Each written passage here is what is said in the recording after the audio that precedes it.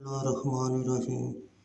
بخاری شریف جلد سوم، باب 1067۔ جس نے خواب میں نبی اکرم صلی اللہ علیہ وسلم کو دیکھا، اس کے امر کے بیان میں۔ بخاری شریف حدیث نمبر 1880، جلد سوم۔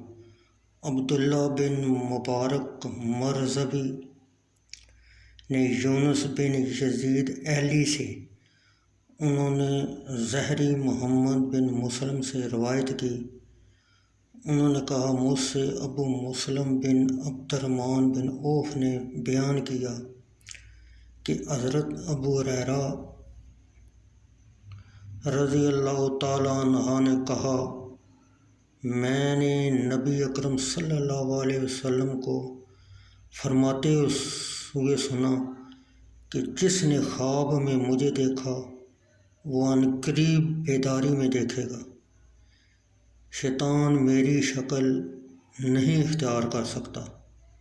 ابو عبداللہ امام بخاری صلی اللہ علیہ وسلم ابو عبداللہ امام بخاری رحمۃ اللہ علیہ نے کہا، ابن سیرین محمد نے کہا، آپ کی روایت مبارکہ معتبر نہیں، مگر یہ کہ جب دیکھنے والا آپ کو آپ کی صورت میں دیکھے۔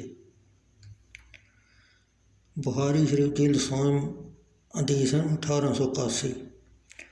عبدالعزیز بن مختار نے کہا، ہم سے ثابت بن اسلم بنانی نے حضرت انس رضی اللہ تعالیٰ عنہ سے بیان کیا، انہوں نے کہا رسول اللہ صلی اللہ علیہ وسلم نے فرمایا، جس نے مجھے خواب میں دیکھا اس نے مجھے ہی دیکھا، کیونکہ شیطان میری شکل نہیں اختیار کر سکتا۔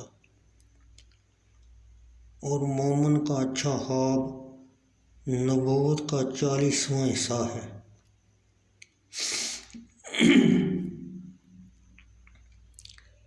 حدیث نمبر 1882، بخاری شریف جلد سوم۔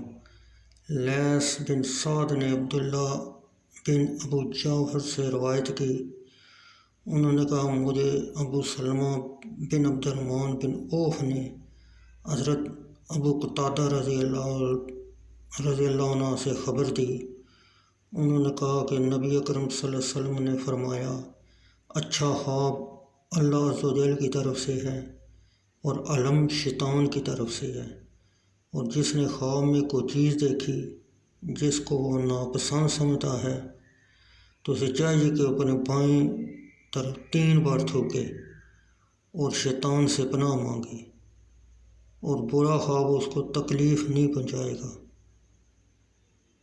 اور شیطان میری صورت میں نہیں دیکھا جاتا۔